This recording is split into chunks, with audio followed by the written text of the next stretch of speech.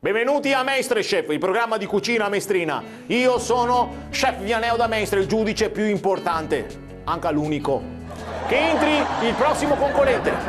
Buonasera chef. Sì, buonasera, mi dica. Sono Lucas e Sì? sono un amante di dolci e di antipasti. Beh, interessante. Partiamo dal dolce. Cosa hai preparato? Ho preparato un salame al cioccolato, sempre dai. buono. Certo, piace sempre. Gran Il salame al classico. cioccolato, gran classe. Come lo fai? Lo fai spesso?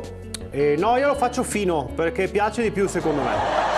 Direttamente il suso che voglio sentire anche è l'antipasto. Guarda, famosi del mare, dai, forza, dai, Sì, dimmi. allora come antipasto ho preparato un trionfo di grano tritato in sviluppo verticale. Che saria? Un grissino. Avvolto in una foglia rossastra finemente affusolata. Aspetta, indovino, bresaola. Bresaola, Ecco, bresaola, certo, bresaola. ti ha fatto grissini e bresaola. E salame al cioccolato. Complimenti per la fantasia. Grazie. Altro che chef stellato, ti dica un buco nero nel cervello, dai Coco. Sì o no? Prendi con le tue falangi e falangette quel cerchio cromato di acciaio e vedi di andare a donare il tuo corpo ad un esemplare di sesso maschile. Non ho capito. Ciapa il piatto e va a farti ciao.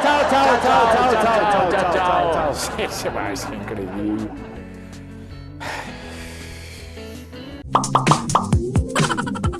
Vedete, Duilio Ines, il consiglio che mi sento di darvi. Scusi, dottore, sento è un verbo o gli euro che devo per sta visita? Ma che molto!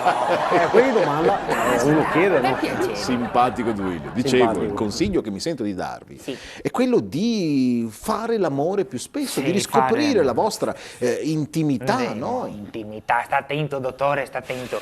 Parliamola bello, dai. Dai. Come? Parliamola bello. Non capisco cosa significa. Neanche a me, dottore. Una volta che traduco in italiano, parliamola bello. Parlemmo se chiaro. Parlemmo se chiaro, parliamola bello. Insomma, dottore, proprio questo è il problema. Andiamo all'amore che ho saputo che femo sempre solite robe mia noi.